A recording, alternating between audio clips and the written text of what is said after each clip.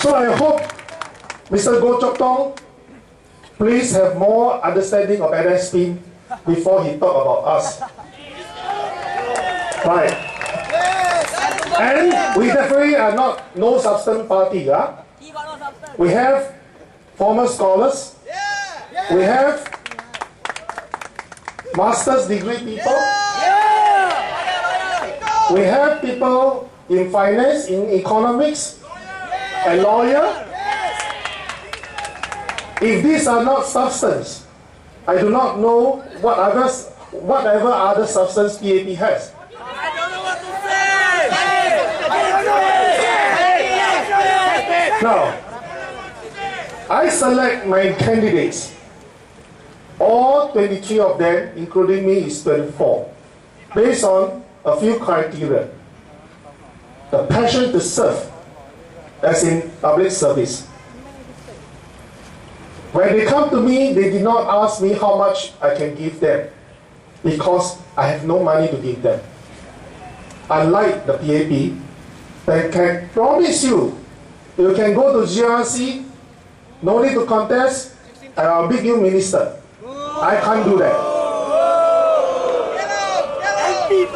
And worse, if they're going to stand as a candidate, I have no money to sponsor them.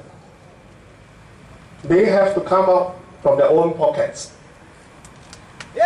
This is a sacrifice as a public service.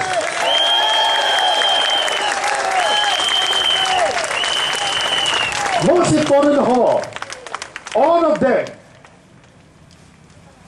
has what it is totally opposite of the government of the day, the PAP. They are soulless, but we have empathy. They are heartless, we have sincerity. They are greedy, we have compassion.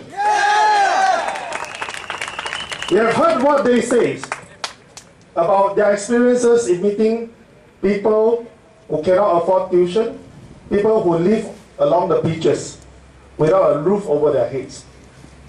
And these are the things that make us motivated to stand up for Singapore. For a country that has lost the direction, and we want to stir it back. And the apology from the Prime Minister is only the first small step. But he has to realize, he must change the direction of the governance. It is not just apology. Yes! And we, in NSP, will teach them how to do it.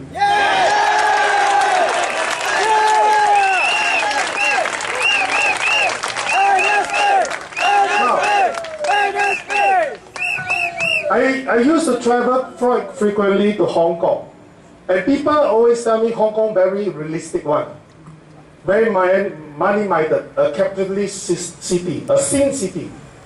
I beg to disagree. If you know the system in Hong Kong, they run the economy as a capitalist system, but their social programs are very socialist. Every month, whether you are rich or poor, you can, if you are over 60 years old, you can apply for a token of money for you to buy fruits, which amounts to about $60. You can apply discount cards for transportation. You can apply public assistance. And it's not like what we have here. It says, oh, household income 2005, 2001, you cannot have a rental flat. No. They go by per capita household income. They will look at how many people you have to feed in the household and divide it up and decide whether you need help. And that is what I call heart and soul.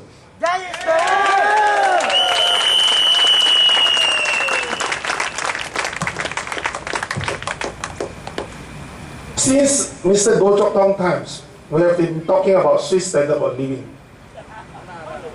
But besides having the pay or the GDP per capita as compared to this country, it seems that PAP knows nothing about what Swiss standard of living means. Swiss standard of living based their country based on one perception, one aim, the dignity to human being. Do we have that? No! We have people who have told you, as an Asian country, to have your agent, the elderly pushing carts, doing all sort of manual works, it is total shame. That is not Confucius. PAP have no moral high grounds to say they live by the Confucius ethic. Yes, they are greedy. Because when my friends come from overseas, when they see that what we have in a coffee shop or even hawker center, he says, why are your elderlies working in such a way? What is happening to your country? We do not have that in Switzerland. Except for PAP, they have the cheek to say we are working for the Swiss standard of living. They do not understand anything about Swiss standard of living. They only know about the money of the Swiss standard of living. And only they have the Swiss standard of living.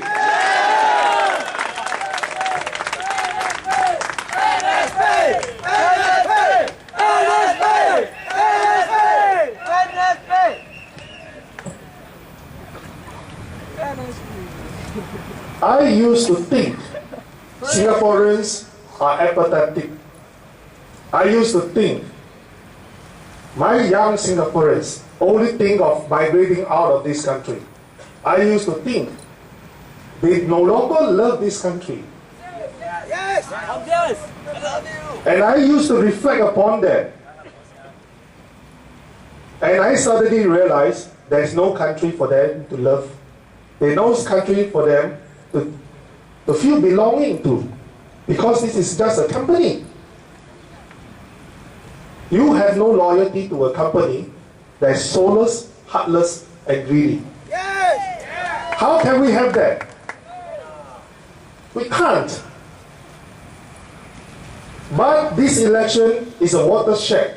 Not because there's so many contests. Not because we are going to win 1 or 2 GRCs. But because I can see thousands and thousands of you care for this country enough to walk all the way from there on a muddy field to listen to us.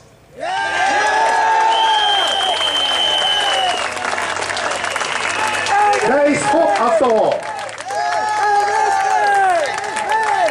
There is hope for us to reclaim our country, because we do not have any country right now. It is just a company, Singapore Incorporation. We must reclaim our country called Singapore.